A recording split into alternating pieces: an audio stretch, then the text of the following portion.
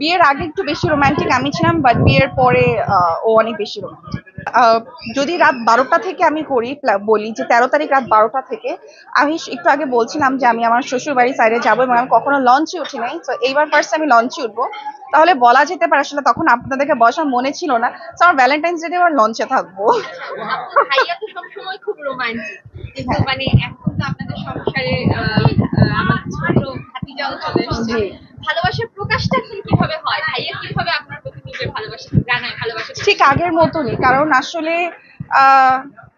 স্বামী স্ত্রী আমরা আগেও ছিলাম, এখনো আছি। বাচ্চা হয়ে যাওয়ার পর ডিফারেন্ট রিলেশনশিপ হয় নাই, তো একইভাবে করে। বিয়ের আগে একটু বেশি রোমান্টিক আমি ছিলাম, বাট বিয়ের পরে ও অনেক বেশি রোমান্টিক, ও একটু ডিফারেন্ট।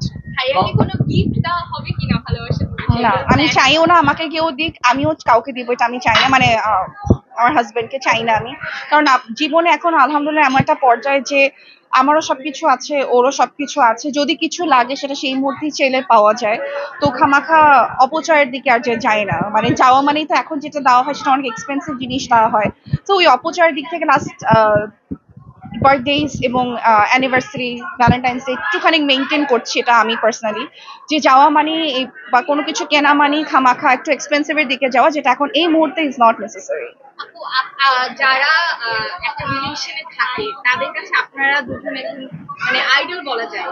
এখন তো বেশিরভাগ ক্ষেত্রে দেখা যায় ব্রেকআপ হয়ে যায়, কেউ ওই একজনের মধ্যে ভুল বোঝাবুঝি থাকে। এই জিনিসগুলো কিভাবে এড়ানো যায় বলে আপনি মনে করেন? কি সাজেশন? প্রথম কথা, আমাদেরকে আইডল মনে করেন না, কারণ এরকম আমরা জগতের বাইরের কোনো কিছু করে ফেলি নাই যে আমরা আইডল হব। তবে সাধারণভাবে হয়তোবা আপনাদের সবার ঘরেরই একই জিনিস, আপনাদের সম্পর্কে এত মধুর হয়, হয়তোবা পরিচিত মুখ না বিধায় বা আপনাদেরকে অনলাইনে মানুষ দেখে না বিধায়টা নিয়ে চর্চা হয় না। আমাদেরকে দেখে মানুষ, আমাদেরকে নিয়ে চর্চা হয়। আবার দেখা যায় যাদের সমস্যা হয় তারা পরিচিত মুখ বিধায় তাদের সমস্যার সময় সেটা নিয়ে চর্চা হয়। বাট ভাঙন এবং গড়া এবং ভাঙন সব জায়গায় সব ক্ষেত্রেই হয়ে থাকে। তো একটু পেশেন্সের প্রয়োজন, সেটা আপনি পরিচিত মুখ হন, অপরিচিত মুখ হন, আপনি কেউ আপনাকে চিনুক না চিনুক, একটুখানি পেশেন্স রাখবেন। পেশেন্স ছাড়া আসলে কোনো না কর্মক্ষেত্রে, না সম্পর্কে, না বাসায়, ঘরে, বাইরে। বাবা মার ক্ষেত্রেও পেশেন্স রাখতে হয়, কারণ ছোটবেলা থেকে আমরা বেদম মাইর খেয়ে বড় হই, আমরা তো বাবা মাকে ছেড়ে চলে যাই না, বা এই সাহসটাও কখনো করি না। তো সবকিছু মিলিয়ে আসলে একটু পেশেন্সটা থাকা প্রয়োজন।